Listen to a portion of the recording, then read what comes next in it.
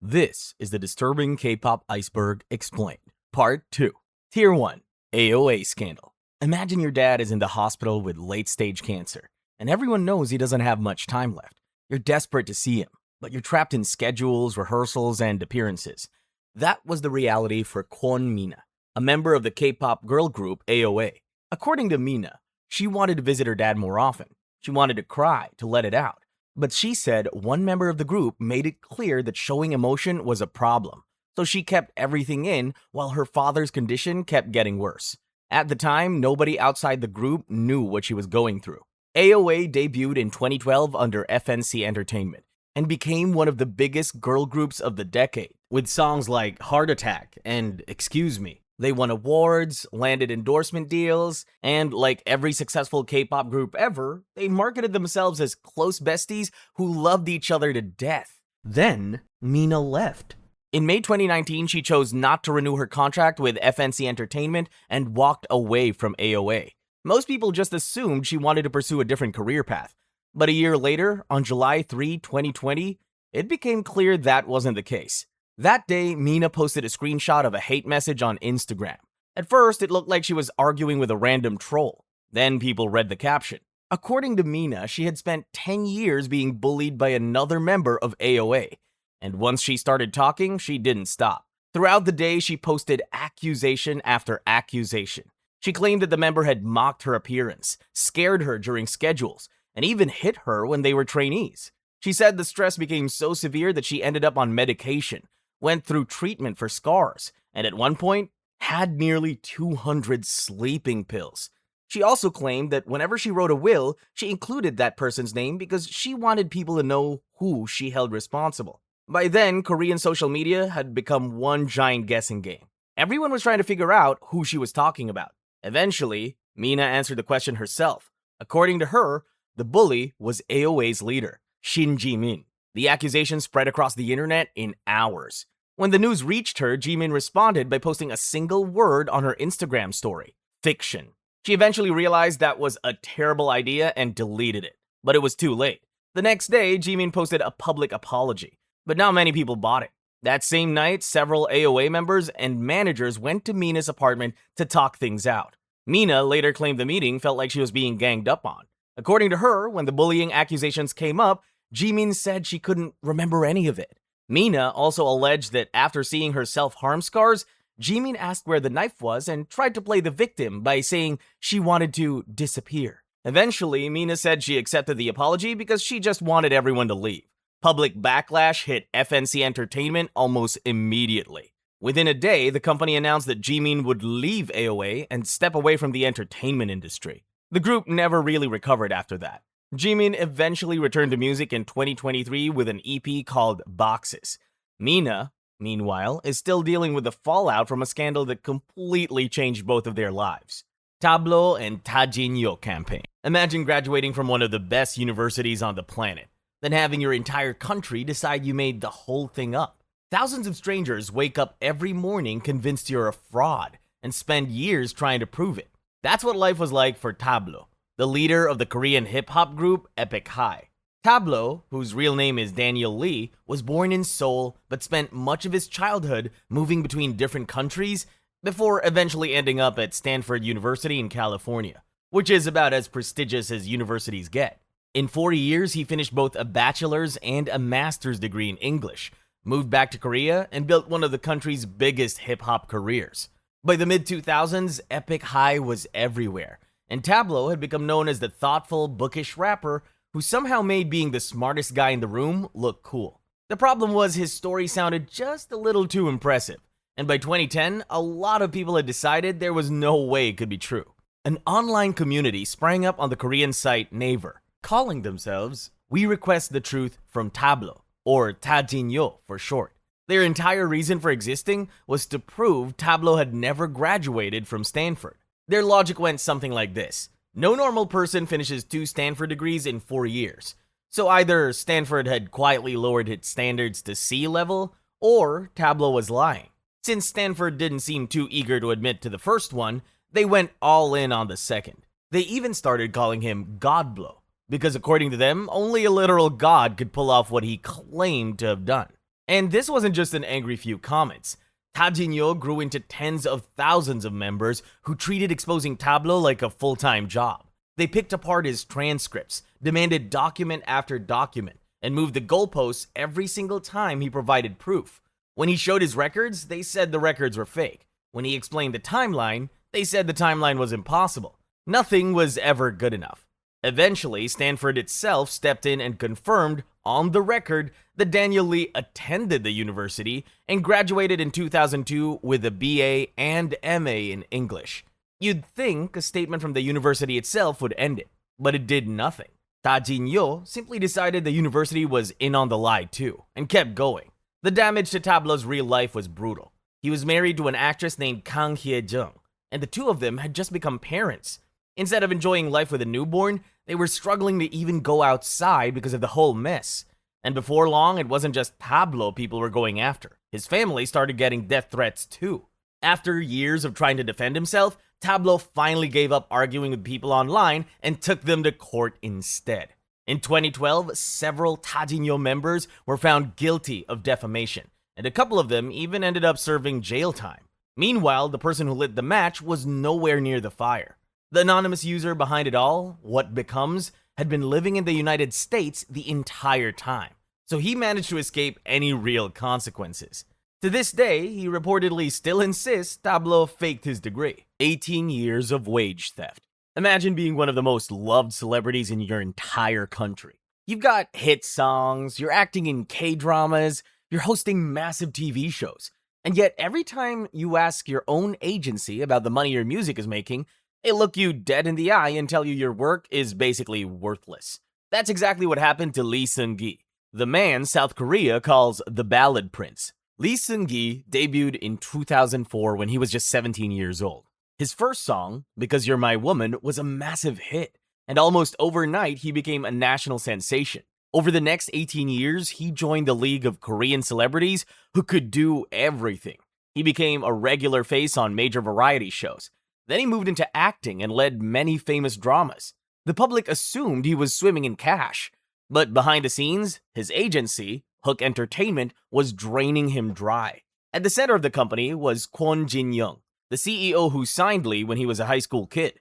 Since she controlled his career from day one, she controlled his schedule, the money numbers he saw, the money he received, and the story he believed about his own career. According to reports, Lee's contract originally gave him 60% of music profits after expenses.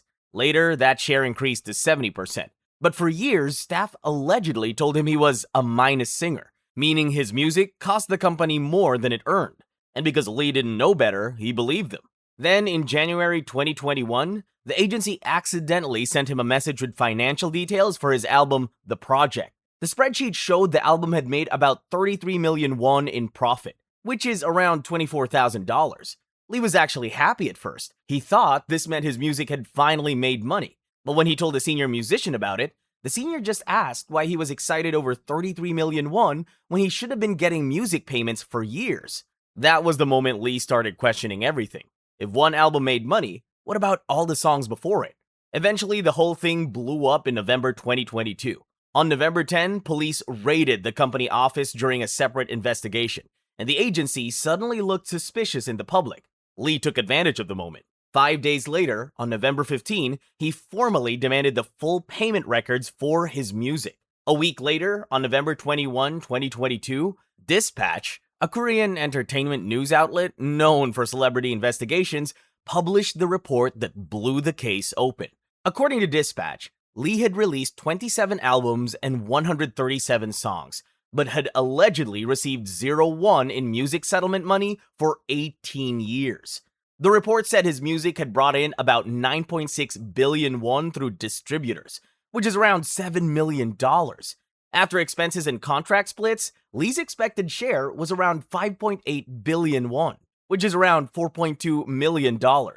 Dispatch also released an internal recording from Hook. In it, Kwon Jin-young was furious after Lee demanded his records, and she said she would spend the rest of her life trying to destroy him. By December 2022, Lee ended his contract with Hook and sued the executives, including Kwon Jin-young, over missing payments. The court sided with him, forcing Hook to pay 5.4 billion won, around $4.12 million up front, followed by another 581 million won, about $400,000, in a later ruling. The fallout went nationwide and eventually led to the Lee Seung-gi law, which requires agencies to show artists their yearly payment records. Kim Hyun-joong's domestic abuse case. Imagine you're dating one of the biggest idols in Asia. He's gorgeous, he's famous, and every girl in the country goes to bed wishing she was you. From the outside, you're living the dream. Then one night, you get into an argument with him. He beats you so badly that your ribs break, and you spend the next 6 weeks recovering. That was the accusation a woman known only as Miss Choi made against Kim Hyun-joong. Kim debuted in 2005 as the leader of the boy band SS501, but he really blew up in 2009 when he played Yoon Ji-hoo in the mega hit drama Boys Over Flowers. He was one of the F4, which is basically the 4 rich, ridiculously pretty schoolboys that the whole show revolves around. On the show, Kim played the quiet, sensitive one. The role made him famous across all of Asia and turned him into one of the biggest heartthrobs of his generation. So when SS501 went on hiatus in 2010, he took that soft, lovable image and milked it to build a solo career, get featured in a bunch of dramas, and secure a mountain of endorsement deals. Off-screen, things looked a lot less wholesome. Back in 2012, a mutual friend introduced him to Miss Choi, who wasn't a celebrity, and the two secretly dated for about 2 years. Then, according to her, the relationship eventually turned violent. She claimed Kim assaulted her twice in 2014, first in May and then again in July. It was the July incident that broke her ribs. A month later, she walked into a police station with medical records and photographs and accused him of repeated violence. Kim admitted that there had been one physical fight, but insisted that the broken ribs happened while they were practicing martial arts. Choi eventually agreed to withdraw the complaint if he gave her a sincere apology. So Kim publicly admitted he'd caused her pain and said he was ashamed of doing something a man should never do. She accepted the apology and dropped the case. And that should have been the end of it. It wasn't, for 2 reasons. The first reason is legal. In Korea, an assault case with proven injuries can't just be waved away because the victim forgives you, so prosecutors kept going regardless. By 2015, Kim got hit with a fine of 5 million won, about $4,600, for the injuries from those 2 incidents. The second reason is where things get messy. Kim and Choi got back together, and by early 2015, Choi was pregnant. For a few months, it looked like maybe they'd somehow work things out. Then, the entire relationship exploded again. The pregnancy became public in February. 2 months later, Choi sued Kim for 1.6 billion won, roughly $1.5 million, claiming one of the 2014 assaults had caused her to miscarry an earlier pregnancy.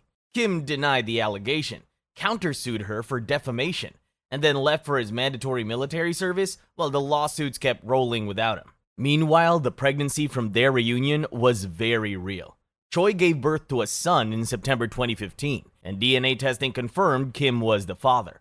It took another year before the courts finally untangled everything. In August 2016, the court threw out Choi's miscarriage lawsuit for lack of evidence, ruled the alleged assault hadn't caused the miscarriage, and ordered her to pay Kim 100 million won, about $91,000 for defamation. A month later, he was cleared of the remaining charges she'd filed. So basically, the flower boy came out on top. His fine was relatively small. The court sided with him on the miscarriage claim, and his accuser ended up owing him money. The awkward part is that the child is real. Kim is the confirmed father, and according to reports, he still isn't allowed to see the son Choi is raising by herself. Tier 2. Kim Jaejoong Sasaengs. Imagine sleeping in your own bed in the middle of the night and waking up because you feel a heavy weight on your chest. When you open your eyes, there's a woman sitting on top of you in the dark, and she's pressing her lips against yours. It sounds like something out of a horror movie, according to Kim Jaejoong, that actually happened to him during his time in TVXQ. And it wasn't even the worst of it. Jaejoong debuted in 2003 as one of the original members of TVXQ. He was only 17 years old at the time. Within a few years, they became one of the biggest boy groups in Asia. They were selling records, filling arenas, and helping push K-pop across Japan and Southeast Asia. That level of fame attracted Sasaengs, obsessive fans who follow idols into private spaces, hunt for personal details, and act like stalking is the ultimate fan activity. There were so many of them that it became an industry. Fans could pay special Sasaeng taxis hundreds of dollars a day to chase idol cars, or buy private information like phone numbers, dorm addresses, schedules, and flight details. The goal was always the same: get close, get proof, get a reaction, and feel like they had access no one else did. Jaejoong became one of the clearest examples of how far it would go, because his stalkers didn't stop at the airport or on the streets. They followed him all the way home. He said fans broke into his apartment more than once. In one case, a stalker repeatedly took photos of his bedroom and kitchen, then sent them to his personal phone. To this day, nobody really knows what the stalker's goal was. Was Jaejoong supposed to text back, "nice angle," and just carry on with his day? Because of all the harassment, Jaejoong had to live like a target. He said he moved often and used multiple cars, so Sasaengs couldn't easily predict or track him. He knew that the second they figured out his house, his car, or his usual route, an ordinary afternoon could easily turn into a real-life Mad Max situation. He did everything he could to stay hidden, but sometimes they still caught up to him. On one occasion, Jaejoong said multiple Sasaeng taxis followed him and boxed his car in during a chase. The pressure built until his car flipped over on a bridge. When he managed to crawl out of the wreck, he looked up and saw fans already taking photos of him. When Jaejoong and all other K-pop idols who were being harassed tried to fight back against the Sasaengs, the system did nothing to help. For years, South Korea didn't have strong stalking laws. Many cases were treated like minor public order issues, so obsessive fans could get small fines and come right back. Jaejoong even said that when he once caught a Sasaeng ringing his doorbell and called the police, the officers scolded him for being too harsh to a fan. Apparently, trespassing on someone's property isn't illegal if you can chuck it up to fan love. South Korea's first real anti-stalking law only took effect in October 2021. Under that law, stalking could finally be punished with up to 3 years in prison or a fine of up to 30 million won, which is around $21,000. Today, Jaejoong is still a major star, and he's finally in a place where he can release music mocking the people who haunted him. B.A.P versus TS Entertainment. Imagine you're a K-pop star, and your group becomes a genuine hit. You're selling albums, packing out concerts, flying all over the world, and making millions for your company. Then, you check your bank account and realize that after 3 straight years of working like a machine, you've been making about $500 a month. That was life for the 6 members of B.A.P. B.A.P debuted in 2012 under TS Entertainment and took off almost immediately. Their harder, more aggressive style stood out in a K-pop scene full of brighter, softer concepts. And before long, they were touring across Asia, Europe, North America, and South America. From the outside, everything looked like it was going exactly according to plan, but their bank statements were telling a very different story. According to a lawsuit the members later filed, album profits were split on a 1-to-9 basis, meaning B.A.P shared just 10%, while TS Entertainment kept the other 90%. Concerts and events were supposed to be divided 50-50, which sounds a lot more reasonable until you remember someone has to keep the books. The members said those books were so unclear that they never really knew how much they were supposed to be getting in the first place. Then, people started comparing the revenue to what the members were actually taking home. Over roughly 3 years, TS Entertainment reportedly made around 10 billion won from B.A.P, somewhere between $7 and $9 million, depending on the exchange rate. Out of all that, each member reportedly received around 18 million won in total, roughly $14,000 to $16,000 each, spread over those 3 years.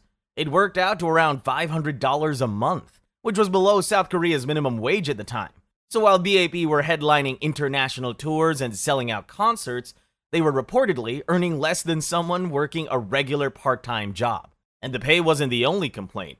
The members said they were worked to the bone, bouncing from schedules to concerts with barely any time to recover. Reports claimed the company sometimes sent them straight from hospital treatment back onto the stage. By November 2014, all 6 members have decided they'd had enough. They filed a lawsuit asking the courts to terminate what they called slave contracts. TS Entertainment immediately pushed back, insisting there were no unfair clauses, no mistreatment, and that the disappointing payouts were simply the result of the group's early revenue coming mostly from album sales. While the legal fight dragged on, the company suspended all of B.A.P's activities, freezing the group's career right in the middle of its momentum. The case never reached a final court ruling because both sides eventually settled. B.A.P returned to DS Entertainment and started promoting again. By then, though, the relationship was already hanging together with duct tape. Over the next few years, every member left TS Entertainment, and the group slowly came apart. Omega X CEO abuse. On October 22, 2022, a video surfaced showing a woman screaming at a group of men in an LA parking lot. The men were the 11 members of K-pop group Omega X, and the incident happened right after they had finished a 16-city world tour. The woman screaming was Kang Seung-hee, the CEO of Spire Entertainment, the company managing the group. That meltdown was just the season finale of a year-long campaign that broke them down. Omega X debuted in 2021 under Spire Entertainment. Every member came from a failed group, failed show, or a career that fell apart. So this was technically their second chance, maybe even their last shot at fame. And the company knew that and used it against them. The abuse started just months after their debut. Kang would call them late at night, keep them stuck on the phone for hours, and lecture them about loyalty, obedience, and how much they owed her. Then it got worse. She allegedly forced them to drink after practice, crossed physical boundaries, threatened their careers, and made them sign documents warning them not to post anything without approval. When they pushed back, she allegedly sent them photos of pills and messages about harming herself, as a way to keep them quiet. Then the situation got even messier during their world tour in 2022. On September 28, 2022, 4 of the group's 11 members tested positive for COVID before their Chile concert. Instead of being allowed to rest and heal, they were allegedly pressured to keep going. In the end, only 7 members performed, because the sick members physically could not do it. After weeks of enduring extreme pressure and being pushed to the limit, the tour finally reached the United States, where everything blew up in public. Sources say that night in Los Angeles, Kang lost her temper because the members forgot to read a scripted thank you message to her during the concert. After the show, she expressed her displeasure by screaming at them in the parking lot until Jaejoong, the group leader, collapsed on the pavement. But even that didn't stop her. Instead of helping him, she just yelled at him to get up. Then she followed them back to the hotel, where SBS, one of South Korea's biggest TV broadcasters, reported Jaejoong fell to the ground again after being pushed by CEO Kang. The situation got so heated that the police had to show up twice. The next morning, their flights home were canceled, leaving the group members stuck in the US. Some had to call family for money and pay around 975,000 won each, about $675, just to get back to Korea. When the video went viral, Spire Entertainment tried to call it a misunderstanding, but the guys refused to play along. On November 16, 2022, all 11 members held a press conference and announced they were suing to suspend their contracts. In early 2023, the court sided with them. Omega X left Spire, signed with a new company, and continued their career. But even after that, things weren't really over. In 2025, Kang was found guilty of assaulting Jaejoong and fined 500,000 won, about $375. To this day, some members of the group are still receiving psychiatric treatment to cope with the trauma they suffered. YG and Hyun-suk scandals. Imagine building one of the biggest entertainment companies in your country. You've launched Big Bang, 21, and Blackpink. You're basically K-pop royalty. And then, over the course of a few months, your entire reputation starts coming apart under gambling, solicitation, and drug cover-up allegations. That was 2019 for Yang Hyun-suk. Yang founded YG Entertainment in 1996 and spent the next 2 decades turning it into one of K-pop's big 3 agencies. Unlike most CEOs in the industry, Yang was a public face. He judged survival shows, showed up in documentaries, and constantly popped up in behind-the-scenes YG content. Fans knew exactly who he was, which meant when YG's reputation started falling apart, his did too. It all kicked off with Burning Sun. Technically, it was Big Bang members Seungri's scandal. The problem was that the more reporters dug into it, the more they kept running into suspicious information about YG. One report claimed Yang had spent years gambling in Las Vegas casinos, allegedly betting millions while enjoying VIP treatment. Investigators also started looking into whether shell companies had been used to move money around, raising questions about whether everything had actually been reported properly. Then things got even messier. Yang was accused of arranging paid escorts for wealthy foreign investors he was trying to win over. One report even claimed a disgraced Malaysian businessman had been involved. The story got so big that Psy, who'd once been one of YG's biggest artists, ended up being questioned by police as a witness. He denied taking part in anything illegal. The allegation that just wouldn't go away, though, involved icon leader B.I. Back in 2016, a former trainee named Han So-hee had told police that B.I. tried to buy illegal drugs. According to prosecutors, Yang stepped in behind the scenes, pressured her to change her statement, and helped make the investigation disappear. Whether that actually happened became one of the biggest legal battles to come out of the whole scandal. By June 2019, the pressure had become impossible to ignore. Yang resigned from YG Entertainment, and his younger brother, Young Min-suk, stepped down as CEO on the very same day. For a while, it looked like one of the biggest companies in K-pop might be coming apart. Then, not much happened. Yang was investigated over the gambling and escort-related allegations, but neither one stuck. The B.I. case was a different story. He was acquitted in the first trial after the court ruled the whistleblower's testimony wasn't reliable enough, but the appeals kept going. Then, in 2025, South Korea's Supreme Court overturned that decision and handed him a 6-month prison sentence, suspended for 1 year, which meant he was convicted but never actually went to prison. So after years of headlines, investigations, police raids, and resignations, Yang Hyun-suk walked away with a suspended sentence and eventually returned to YG. B.I., meanwhile, admitted to using marijuana and LSD, left iKON, and took by far the biggest hit to his career. By the time everything was over, one of K-pop's biggest idols had lost his group, and Yang Hyun-suk was back at YG. Tier 3. The East Lights Abuse. Imagine you're 13 and you finally get your shot at becoming a pop star. But instead of living the dream, your producer locks you in a studio and beats you almost every day. This was what life was like for members of a teen rock band called The East Light. The East Light debuted in 2016 under Medialine Entertainment, a company led by a famous producer and CEO, Kim Chang-hwan. The group had 6 members, and what made them stand out was how young they were. The oldest was 16, and the youngest was barely 13, making him one of the youngest idols in Korea at the time. From the outside, it looked like a cute success story, but behind the scenes, it was something else entirely. Their life in company headquarters went something like this. In 2015, before the kids debuted, they were training under a music producer named Moon Young-il. But instead of teaching them how to do whatever it is bands are supposed to do, Moon acted like a violent prison guard running a black site. He would force the boys into push-up positions, then hit them with things like bats, microphone stands, and metal bars whenever he thought they messed up. The worst of it was aimed at 2 brothers in the group, their leader, Lee Sok-chol, and his little brother, the bassist, Lee Sung-hyun. Sok-chol said the producer would wrap guitar strings around his neck and choke him over missed notes. As for Sung-hyun, the worst-known beating happened in 2017, when he was around 16. He was allegedly locked in a studio for hours and beaten until he bled.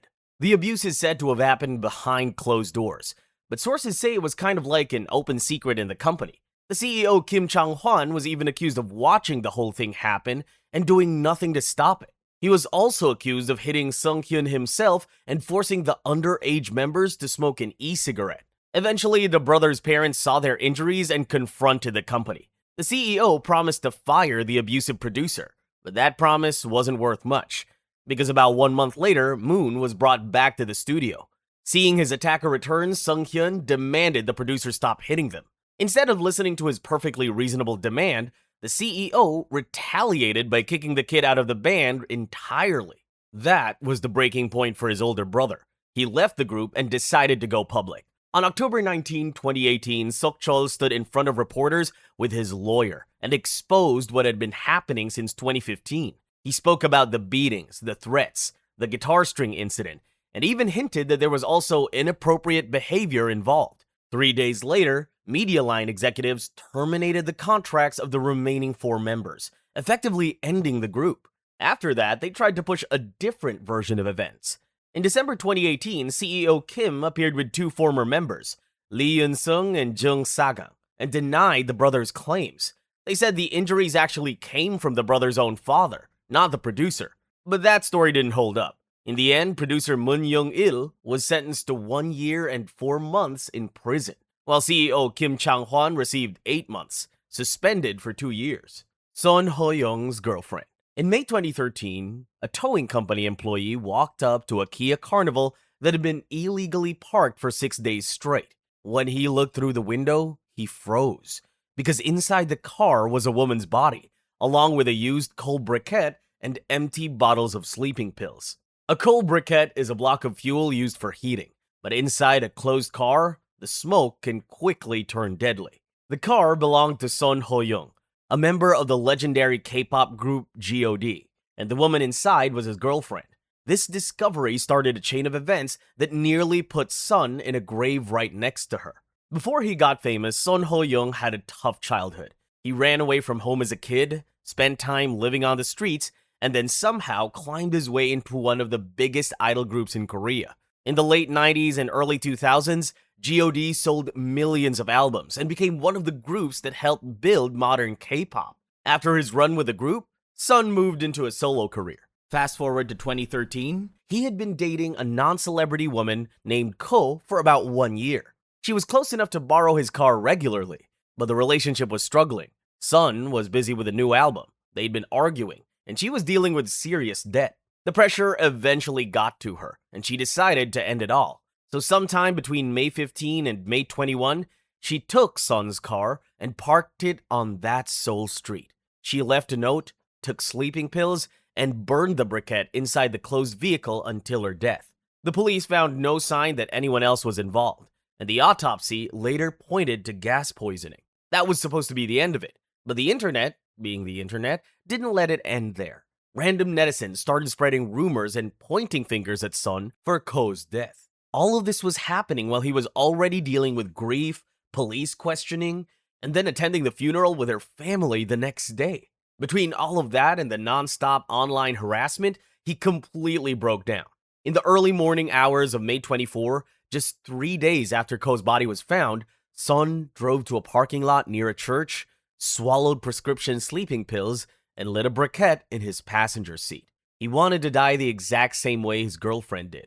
But the fire inside the car spread too far. The smoke and heat became too much, and Son managed to stumble out before it killed him. A passerby saw what was happening, called emergency services, and Son was rushed to the hospital. He later woke up in intensive care, with his old G.O.D members coming in to visit him.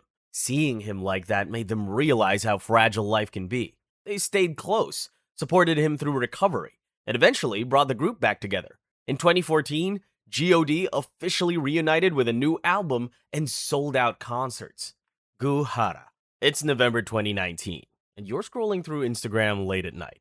You see a photo of a young woman lying in bed with a caption that reads, "Good night." You like it and keep scrolling. The next day, you find out she never woke up. The woman in the photo was Goo Hara, one of the most famous K-pop idols of her generation, and the path that led her to that final post is pretty tragic. Hara was born in 1991. When she was about 8, her mother went out for milk and never came back. Hara and her brother were mostly raised by their grandmother, while their father worked construction. Then, in 2008, Hara beat the odds and joined the K-pop group Kara. She became one of the group's most recognizable faces, and after things slowed down in 2016, she kept going with solo music, acting, and TV work. Life seemed to be going just fine for her, until in April 2018, she started dating Choi Jong-boom, a hairdresser she met while filming a beauty show. According to Hara, Choi was controlling. He often got aggressive over small things, and would become scary whenever a male colleague came near her. In September 2018, the relationship exploded. Around 1 a.m., Choi came to her apartment drunk, grabbed her hair, slammed her into furniture, and threw objects at her. Then he went to the police first, showing scratch marks on his face, and said Hara had attacked him. So at the start, it looked like a mutual fight, and both of them got investigated. Then Hara released her side of the story. She submitted medical records and photos showing bruises on her face, arms, and legs, plus injuries to her neck and womb. Suddenly, the story looked a lot darker than a messy breakup. A few weeks later, in October 2018, Hara came out with new allegations. She said that after the fight, Choi threatened to send their intimate footage to the media to nuke her career and made her beg on her knees to stop him from uploading it. The footage was never officially released, but once the rumor got out, the internet went wild. So now, Hara was juggling 3 things at once: the assault case, the blackmail threat, and the internet treating her trauma like gossip. Choi was eventually charged with assault, blackmail, and illegal filming. But while the trial dragged on, in May 2019, Hara posted goodbye on Instagram, indicating that she was going to hurt herself. Her manager reached her in time and she survived. She later apologized to her fans. For a few months, she seemed to be recovering. Then, in October 2019, her close friend, SHINee, took her own life after years of online harassment. Both of them had spent years carrying the same weight. So when SHINee died, Hara lost someone who understood exactly what she was going through. On the night of November 22nd, 2019, Goo Hara made her final post on Instagram. The next day, exactly 41 days after SHINee passed, a housekeeper found her dead in her apartment with a note on the table. She was only 28 years old. Even after Hara was gone, the drama still wasn't over. In 2020, her mother suddenly reappeared after years of absence to claim half of Hara's inheritance. Her brother, Goo Hara, pushed back, arguing that a parent shouldn't be able to walk away from a child, vanish for years, and then show up after that child dies to collect a paycheck. The case drew national attention and helped inspire the Goo Hara Act. On August 28, 2024, South Korea passed a law letting courts block inheritance claims from parents who abandoned or abused their children. Tier 4. Park Yoochun Bathroom. On June 4, 2016, in Gangnam, Seoul, a 24-year-old woman named Miss Lee went to the police and filed a report that she was trapped in a bathroom at 5 a.m. and assaulted by a famous K-pop idol. The man she accused was Park Yoochun. This guy was K-pop royalty. He debuted with TVXQ, one of the biggest boy groups in Asia, back in 2003, then stayed on top through JYJ, another boy band, and a successful acting career. By 2016, he was a drama star and a fan favorite. Then, right around his 30th birthday, everything started falling apart. As expected, his agency denied everything, and it briefly worked, because Miss Lee suddenly withdrew her report, saying the encounter hadn't been forced. For a moment, it looked like Park would walk away clean. Then, 3 more women came forward with similar accounts. They said Park trapped them in bathrooms at places like adult entertainment bars and his own home. According to them, he blocked the door, held them down, and forced them to do intimate acts. One of these women, Miss Song, publicly said that Park forced himself on her even after she told him she was on her period, and that it made her feel less than human. While the internet was busy grabbing its pitchforks, Park's side fought back by suing some of the women, and his agency promised that if he was found guilty of even one illegal act, he would retire forever. In July 2016, he actually managed to dodge the criminal assault charges. The police said they couldn't prove exactly what happened inside the bathroom because there were no cameras, witnesses, or enough physical proof to meet the legal bar. After that, the story split.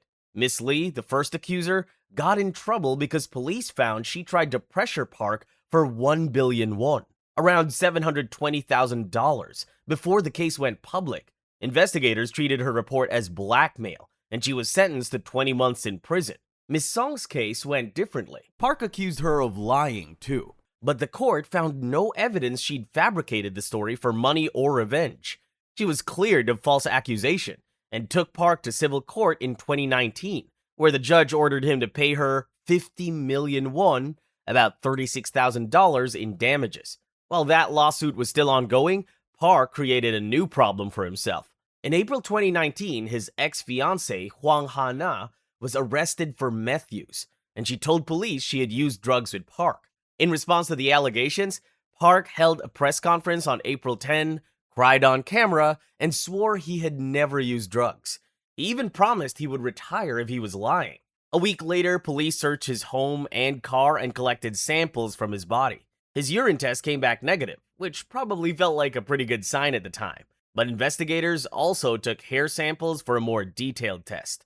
Park had reportedly shaved and dyed parts of his body hair, but they still managed to find some leg hair. On April 23, that tiny sample came back positive for meth. Days later, Park admitted he had used drugs multiple times. His agency dropped him, and in July 2019, he received 10 months in prison, suspended for 2 years, plus a fine of 1.4 million won, about $1,000. Once again, he avoided real prison time. As for the retirement promise, turns out that wasn't worth much, because by January 2020, Park was already holding a fan meeting in Thailand. Later, he opened a paid fan club and kept performing mostly overseas, especially in Japan. The Open World Entertainment Scandal. On April 10, 2012, undercover detectives walked into a Gangnam office to arrest the 51-year-old music executive named Jang Sok-woo. His company was Open World Entertainment, an agency that managed groups like The Boss and X5. It also had ties to Shinhwa through one group member, Junjin, and overseas rights. So from the outside, this looked like a real K-pop powerhouse. But the man running it had a pretty dark past. Before music, Jang had reportedly been a gang boss and a nightclub owner. Once he became an agency CEO, he traded all that in for a new kind of power. He oversaw auditions, training, and decided who got a chance inside the company. That meant trainees had to stay close to him if they wanted a future. According to police reports, he used that power to target female trainees and singers in the company. He would gather the girls in a basement rehearsal room or his fifth-floor office, then hand them alcohol mixed with drugs to make them easier to control. After that, he would assault them himself or make male idols under his agency do it. When it was the idols, he would leave the room, watch everything through CCTV, and send messages telling people what to do in real time. Eventually, the authorities caught on to his act and gathered enough evidence to bring him in. On the afternoon of April 10, 2012, undercover detectives arrested Jang at his office in Gangnam. When the news broke, Open World went straight into damage control. The agency said the reports were exaggerated, threatened to sue media outlets, and acted like the biggest problem was bad press. Meanwhile, Jang denied everything and started looking for a way out. He eventually found one. At the time, assault cases in South Korea could get weaker if victims pulled back their complaints. So even from detention, Jang kept trying to reach the female trainees and singers who had accused him. He offered money, pushed settlements, and pressured them to drop the case so aggressively that the judge eventually had to step in and tell him to stop. Some victims did pull back, but enough people stayed, so the case didn't die. Jang eventually admitted to some of the crimes, and his lawyers made one last argument. They said the court should go easy on him because he helped spread K-pop overseas. In other words, they were asking for his crimes of assaulting and drugging women to be overlooked because he exports music. The court didn't buy it. Jang was sentenced to 6 years in prison, and in 2013, the Supreme Court rejected his final appeal.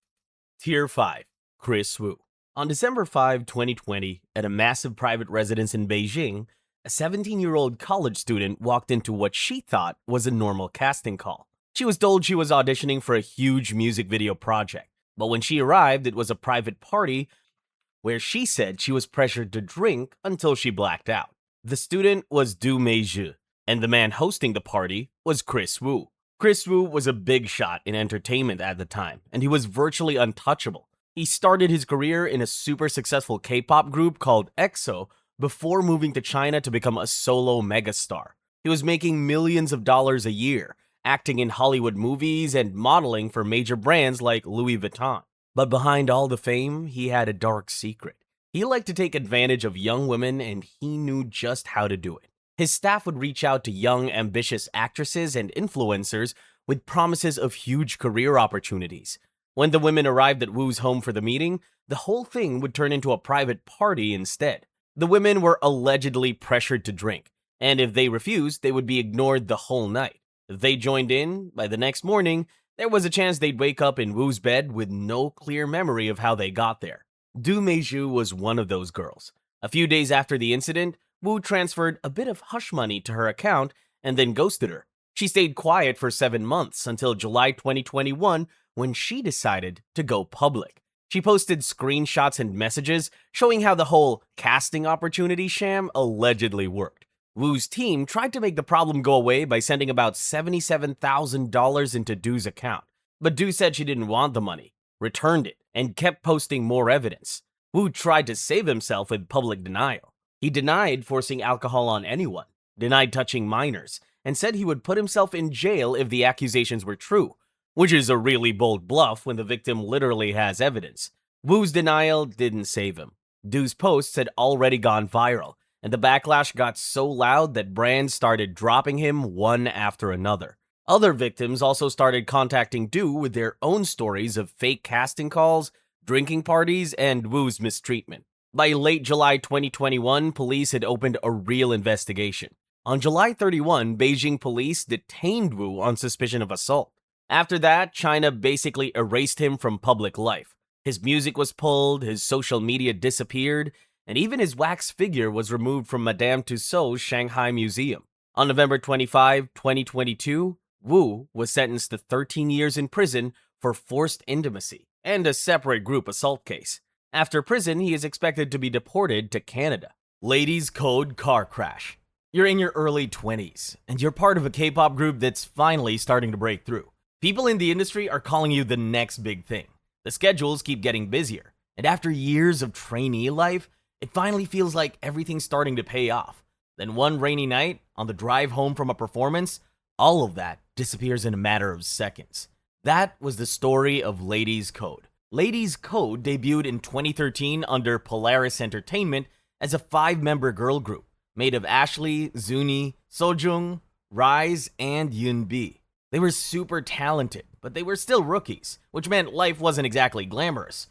It was mostly performances, radio shows, festivals, and spending way too many hours squeezed into a van, driving from one schedule to the next. One of those drives happened on September 3, 2014. It was Sojung's birthday. The group attended a concert and were heading back to Seoul in the early hours of the morning. It had been raining for hours, and the roads were soaked. Sometime around 1:20 a.m., their van hit a slick patch on the Yeongdong Expressway. The driver lost control. The van spun across the road and slammed into a guardrail near Single Junction. The crash changed the group forever. Yunbi, whose real name was Go Yunbi, died at the scene. She was just 21. Rise and Sojung were both rushed to the hospital in critical condition, and doctors did everything they could, but Rise didn't make it. She died 4 days later on September 7. Sojung survived with serious injuries, including a fractured skull. And because her condition was so fragile, the doctors decided not to tell her Yunbi had died until after her own surgery. That decision led to one of the saddest moments in the whole story. One day, while Sojung was still recovering in the hospital, people kept visiting her dressed head to toe in black. She couldn't figure out why. Eventually, she asked the hospital staff what was going on. She had no idea that every single one of those visitors had come straight from Yunbi's funeral. Once the dust settled a little, investigators started piecing together what had gone wrong.